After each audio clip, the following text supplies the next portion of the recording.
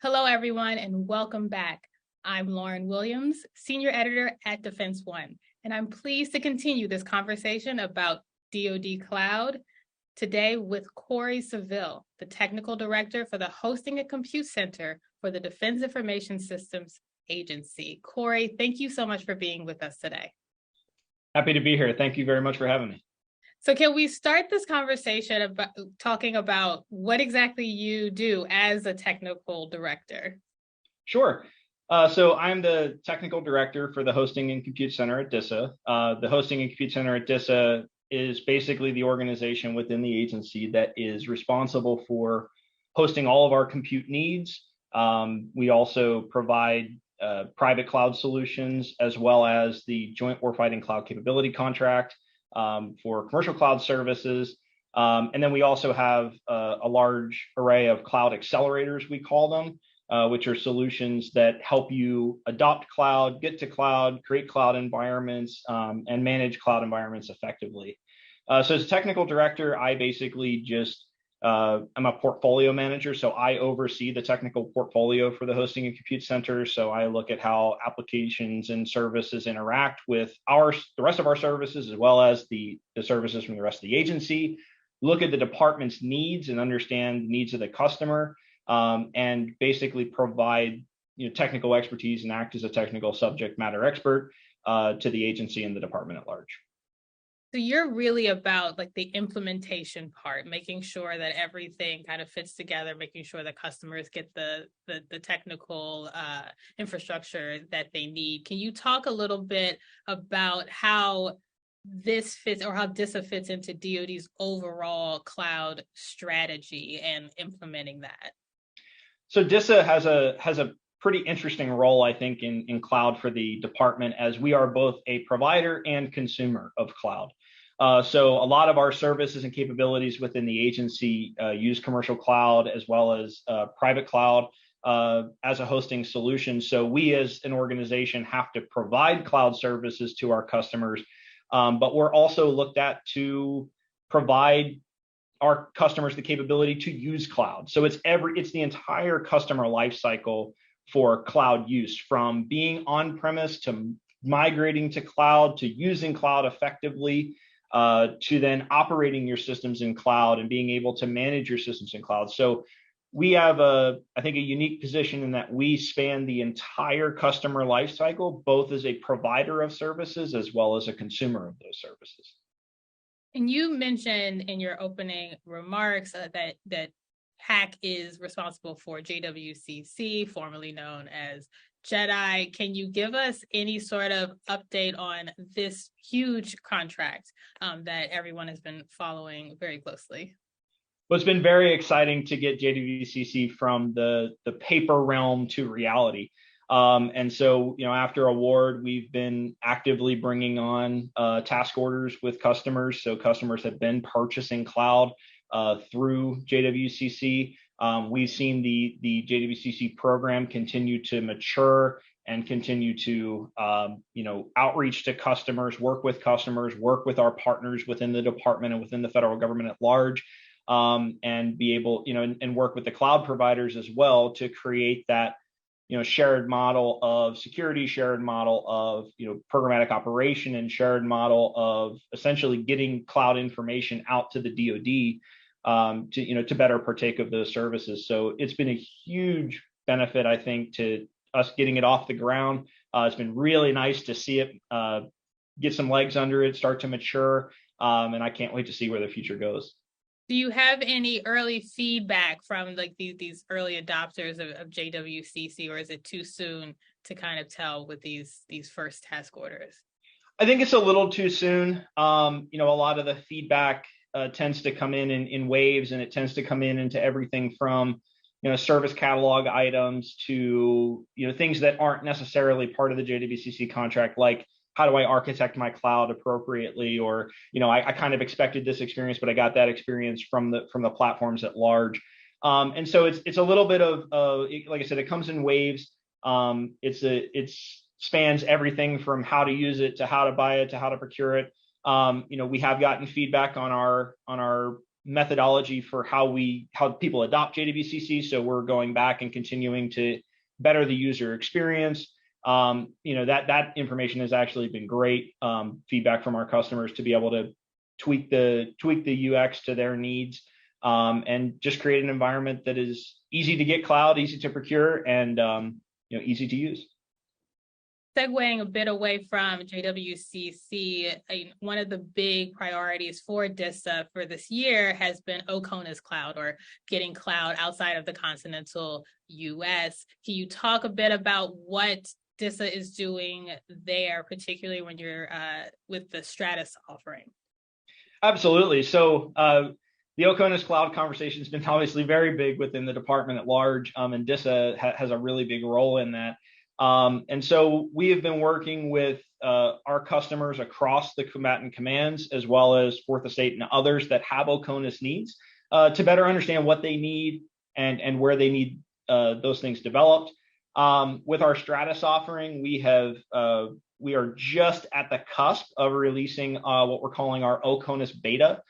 So we've deployed an implementation of our Stratus environment in Hawaii, in support of some Indo-PACOM initiatives. And we are quickly looking at other sites and other combatant commands to be able to extend our Stratus solution into. But we're constantly working with our Indo-PACOM customers and our other combatant command customers to understand their needs, to deliver the right solutions to them. And it really doesn't stop at Stratus. The DISA and Hosting and Compute Center is also partnered with DODCIO in order to execute the Joint Operational Edge pilot, which is a commercial cloud OCONUS offering, that we are also currently looking to pilot in Hawaii in support of Indo-PACOM. So there's a lot of different OCONUS efforts that are underway, but I'm really excited because we've started talking about OCONUS Cloud probably last year and even before. And these pilots kind of started to grow legs at about the 6, 8, 9, 10 month, almost to a year time frame. And so it's really exciting to be just on the cusp of delivery of some of these pilots, and actually, just ready to take things off the whiteboard and actually put them to use. Now, when you say the cusp, what do you mean? Are we talking like a week, a month? I would estimate within the next 1 to 2 months we're up and ready. Joint Operational Edge, it has a little bit of a longer lead time, and it's all dependent on our interaction with our vendor partners as well as with our Indo-PACOM customers. But Stratus, from last I had heard, is when I say on the cusp, I'm talking a month, 30 days. And we're actually right now actively working with the DISA field office representatives in Indo-PACOM, as well as with the Indo-PACOM community at large, to round up some pilot customers who would like to test out the Stratus service in that AOR. What type of customers would you be looking for? So we're looking for customers that have existing workload either on-premise at their facilities or maybe hosted in the DISA facilities in Hawaii or others, that are looking for a way to dip their toe into cloud. And so, we hear a lot of people basically saying, I just need to get out of my data center, right? I need to get my stuff out of my data center. But instead of playing sort of the data center hockey game, right, and moving from one to the other, maybe we have a customer that would like to take advantage of some cloud capabilities, some elastic scale, some utility billing, some virtualization, right, and move from physical servers over to more of a cloud-like platform. Also looking at customers who have, maybe existing offerings in our OCONUS Stratus regions, that would like to create a little bit of an OCONUS, web, if you will, or create some sort of data synchronization or data type transfer between our OCONUS and OCONUS facilities inside of the Stratus platform. I wanted you to talk a little bit about how you are thinking about the connection of these OCONUS clouds back to the mainland, because one of the big promises of having things in the cloud, besides simplifying workflows for the individual, is being able to have more seamless connection, from like not necessarily the sensor shooter that we're talking about on the battlefield, but definitely, depending on being able to very quickly, be able to contact and know what's going on in the Indo-PACOM region. Can you talk a little bit about the technical challenges there and how you're addressing that problem set? Well, absolutely. I mean, it's been the largest conversation around OCONUS Cloud has been the denied, degraded, intermittent, limited, the DDIL problem, from a communications perspective. And so that has really driven a lot of the OCONUS Cloud requirements, both from a technical perspective as well as programmatic. Where we've kind of landed, I think, is a combination. We're trying to basically have our cake and eat it too. We are trying to create a combination of resilient transport along with regionalized instantiations of compute and storage to be able to basically meet the needs of the customer, to be able to send data from CONUS to OCONUS and vice versa, but not rely on that specific communication for the daily function of their apps.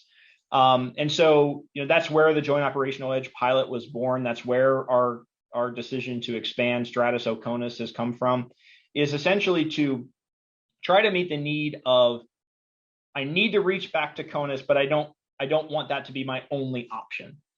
And so what we're looking at is sort of a 3-tier model, if you will. So where the first tier is that CONUS Cloud instantiation, the big, widely available compute, widely available storage resources. The middle tier is what we're calling the regional cloud. That's where the Joint Operational Edge, or the operational cloud, if you will, or operational edge. That's where the Joint Operational Edge comes in. That is basically region-specific cloud instantiations, right? So you're not reaching all the way back to CONUS. You're reaching to a localized region in sort of the different OCONUS AORs.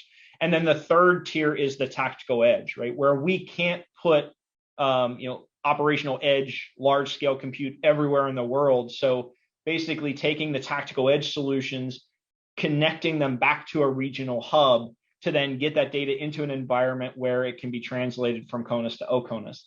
But one of the big technical challenges that often gets overlooked with this is, in order for that to work, we have to work with our customers to create applications that can be geographically distributed. And so, we're coming into this world as we get, as we look at how, future conflicts look and how we basically fight war. What we're seeing is that having your application in only one place is extremely dangerous.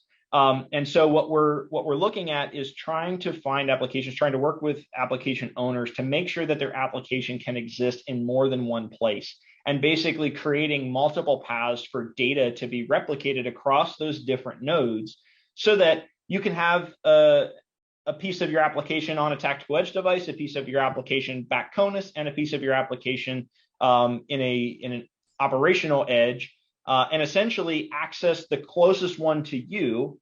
And in the event that a DDIL event occurs at one or more locations, you still have an instance of that application to work off of until that connection can be restored. So it's a multi-vector problem, and I think it calls for a multi-vector solution. So that's really the attack vectors we're using on it today. Yeah. I want to kind of build on this a little bit and see if you can give us some examples about how cloud has helped change workflow, mission outcomes, just kind of building on, this specific use of cloud in such a challenging region. Absolutely. And it's funny because the needs are very different, but the answer almost is pretty much the same in all accounts, and that is compute everywhere, right? Compute where you need it. And so, some of the examples we've seen is, I have the island chains present an interesting problem where, there's a bunch of different islands, and, some of them are more conducive to large scale computing platforms than others. Some are more conducive to static platforms than the others. And so that's where we kind of came up with the multi-tier approach, utilizing tactical edge and these regional hubs together to create the ability to get compute where you need it, but also give us the flexibility to provide that compute at enterprise scale. But it's interesting when you take that same problem and you move it to, say, mobile units like inside of aircraft. One of the things aircraft have to deal with today is they're either connected or they're disconnected. And if they're disconnected, they are their own little world. And that becomes extremely dangerous. They can't relay data back, they get isolated. And, in a moving vehicle, it's difficult to maintain those comms all the time. And so what we've seen experimented with across the department is the idea of putting compute directly on those aircraft, to basically create flying data centers, if you will. Basically flying, systems with on-premise compute directly on the aircraft that can support, operations and functions on that aircraft as they fly in and out of communications. They can relay data, they can operate at that realm. You could do this. I mean, you could do the same for shipboard computing, and things of that nature. So it really spans the gap, whether you're a soldier with a backpack, whether you're on a ship, whether you're on a vehicle, whether you're on an aircraft, or whether you're within an island chain, a series of islands where you have to basically be able to pick up and move quickly.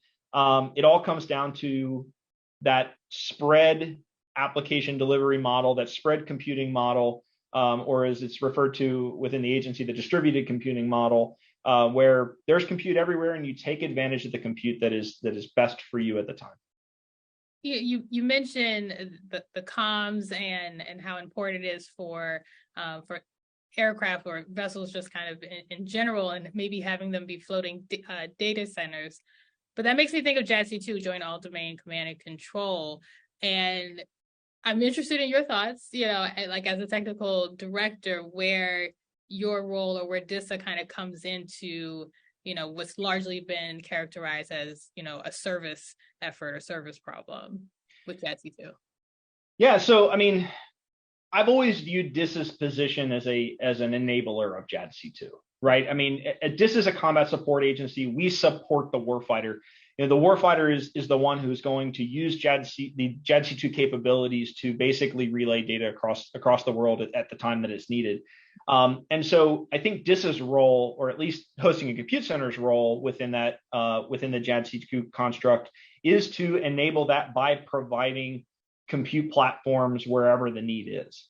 And so what we really tried to do is we tried to basically modularize our portfolios such that mission owners and application owners can take advantage of the type of compute that they need.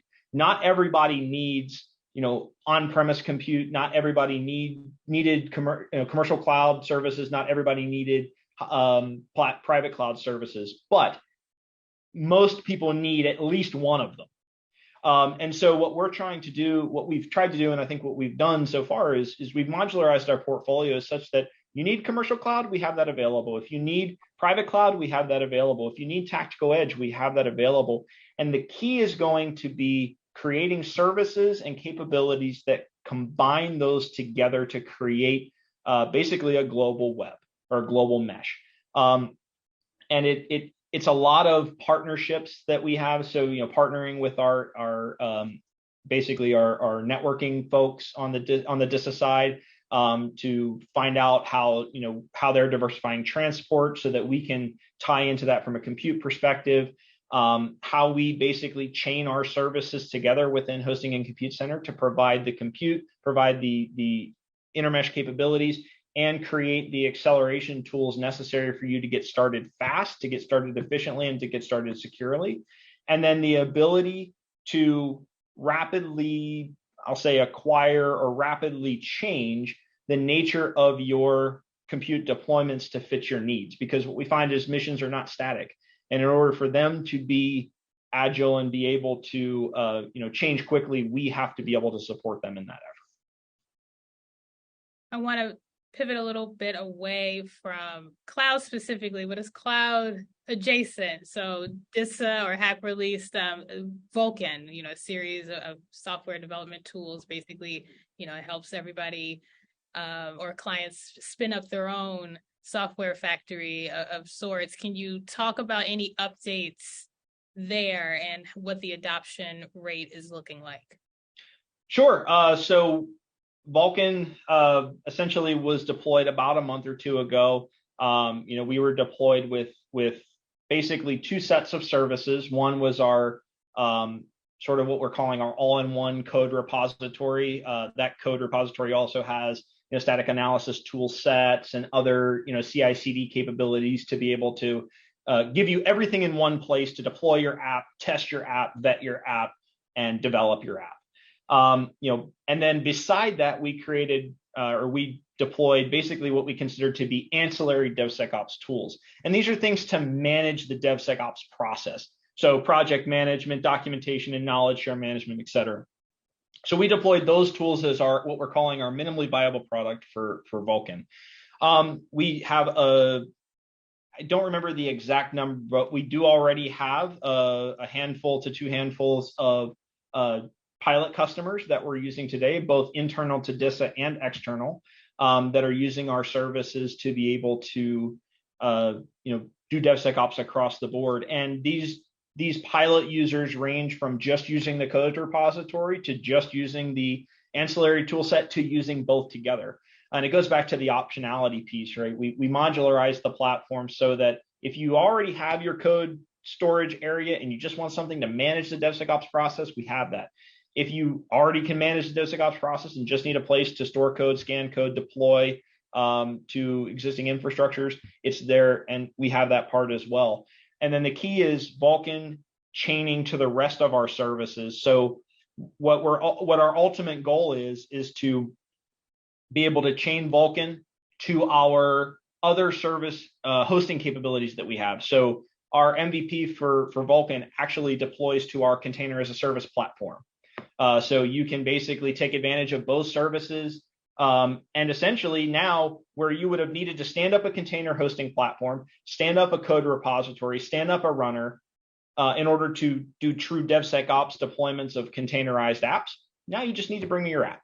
Bring me the code, and we have the technical capabilities to create you a pipeline to get from code to app to customer without having to bring in additional resources. So we look to expand that capability past container as a service and into commercial cloud platforms, our Stratus platform, and basically anywhere that we have compute, we'd like to be able to have that service deploy. We talked about JWCC. We talked about Stratus, and now I want to talk a little bit more about distributed hybrid multi-cloud. That's a mouthful. I don't think it has an acronym yet, but can you tell us about this contract that I believe is going to be awarded under another transaction authority? Award is coming soon-ish, but tell us about this contract and how this is different than all of the other offerings that are being discussed today. So it does have it's DHMC. So surprisingly enough, we just kind of kept it simple there. But the DHMC contract, I have to be careful with what I say. It is an ongoing acquisition, so I can't give a ton of details. But we look at this as a way for us to efficiently provide cloud services to the department. We have JWCC as our commercial cloud vendor. We view DHMC as our we'll say complementary piece of cloud to basically complete our hybrid cloud web.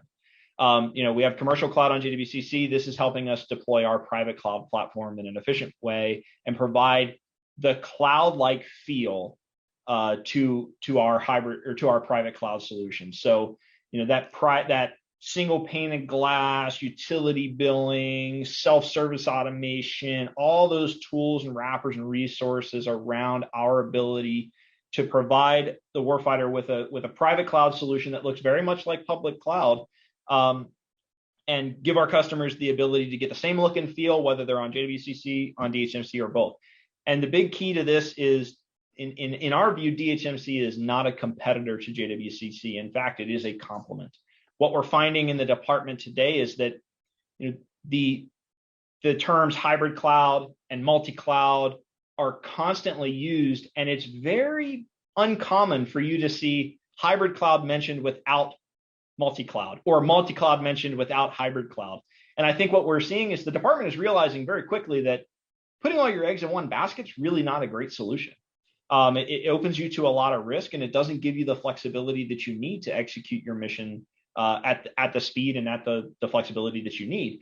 And so, when we first were deploying these things, the question came up, are these things competing? Are we competing, private cloud versus commercial cloud? No. In fact, we're providing the optionality to our customers because we know that customers are going to need a litany of things in order to do their jobs. And us as a service provider, we can't put all of our eggs in one basket because we don't want our customers to do the same. So we are bringing in these options to enhance and better deliver our private cloud solutions, coupled with JWCC on our commercial cloud side. We believe that it gives us the capability to provide the best value to the customer by giving them the optionality they need to choose one, the other, or both should their mission dictate it. And I know you said you can't speak too much on it, but do you have a ballpark of when you think the award might come down? I don't at this time. As the acquisition is going out, we all know how that process works. It's a lot of back and forth. So I don't have a timeline yet. But what I would suggest is if people are curious about it, want to be kept in the know, our website hack.mil has the latest information on all of our portfolio items. And there's also a contact link in there that we can, basically, if they want to engage with us, ask questions on that, we'll be able to get them to the right folks and be able to keep everybody in the loop as we move forward through that acquisition. Corey, we just have a few minutes left, and I want to wrap up by asking, you touched on it a little bit, you got a lot going on, but what are the plans, what are the priorities that are going to be hitting as the fiscal year ends, and then a little bit further out, maybe 18 months from now, what can we expect to see from the hack? I think you're going to see a lot of, I think there's two parts to that answer. One is what customers will see directly, and then there's what we're doing to better ourselves inside. Our customers are going to be looking at our portfolio of services. So we're always looking to expand Vulcan's capabilities. We're looking to expand our Stratus capabilities, our container as service capabilities. We're investigating all sorts of avenues to meet our customers' demands. As far as the types of compute they need, the types of resources they want, the services and feature sets they're looking for within our portfolio.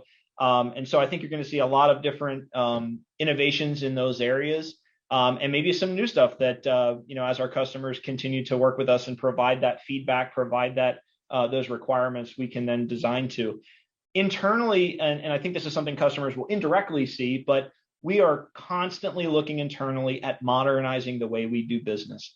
And so, we have our array of data centers that we have today. Those data centers are, in our mind, are not legacy. They're not, sort of pushed off to the side. In fact, they are at the forefront of what we deliver, because when you look at cloud is just somebody else's data center.